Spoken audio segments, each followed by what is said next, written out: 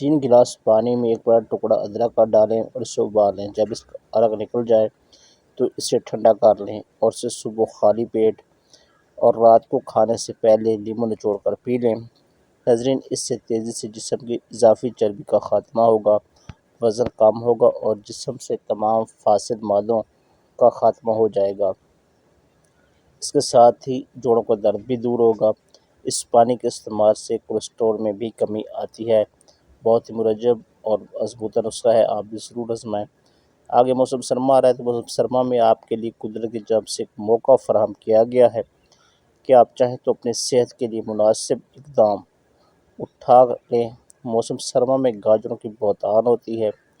अगर भाप में या सादा पानी में गाजरें उबाल कर इस्तेमाल की जाएँ या कच्ची गाजर का जूस रोज़ाना इस्तेमाल किया जाए तो ये आपकी जिल्द में चुस्ती पैदा करता है और साथ साथ बिनाई भी तेज़ होती है। मज़ीद अफादियत हासिल करने के लिए गाजर का जूस पीने के बाद 1 गिलास दूध भी पी लें तो इसका फ़ायदा डबल हो जाएगा। नाज़रीन, एक बहुत आसान घरेलू टोटका जिससे आपके मुँह के छाले बिल्कुल ख़त्म हो जाएंगे, इसे नोट कर लें।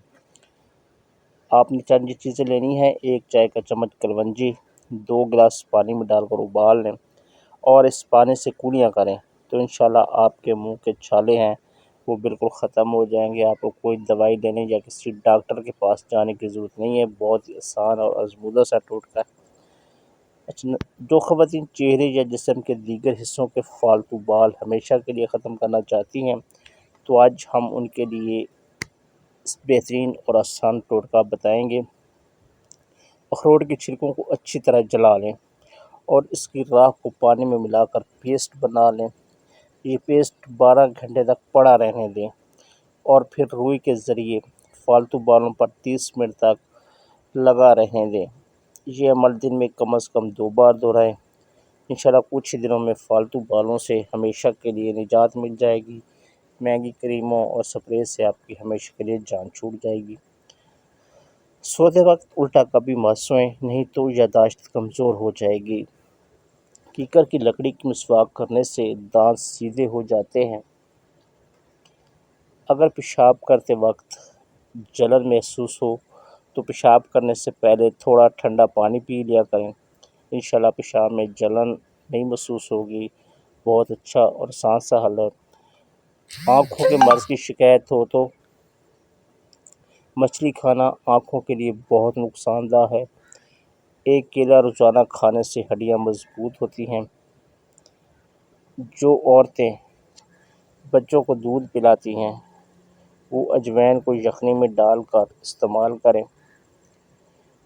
इससे दूध की मिकदार बढ़ेगी और बच्चे का पेट हमेशा ठीक रहेगा। औरतों के लिए, छोटे बच्चों की माँ के लिए बहुत ज़बरदस्त टोटका है, ज़रूर आज़माएं। अक्सर बच्चों को ये शिकायत रहती है। रोज़ाना 5 मिनट योगा कर लेने से नींद पुरसकून और अच्छी आती है। कच्चे अमरूद खाने से हाथ, पाँव और नाखून की बीमारियां दूर होती हैं। बकरे की चर्बी खाने से बाल सफ़ेद नहीं होते। इसी तरह ऊँटनी का दूध भूख की कमी को दूर करता है। जिन लोगों को भूख नहीं लगती वो कुछ दिन ऊँटनी का दूध इस्तेमाल करें, भूख लगना शुरू हो जाएगी। बेचैनी और थकावट के अंदर अनार में नींबू निचोड़ कर खाओ, ज़हनी सुकून मिलेगा। चलते वक्त ऐसा चलने की आदत से कमर के मोड़े सलामत रहेंगे। दाल का सलन खाकर दूध पी लेने से पेट की बीमारियां जन्म लेती हैं।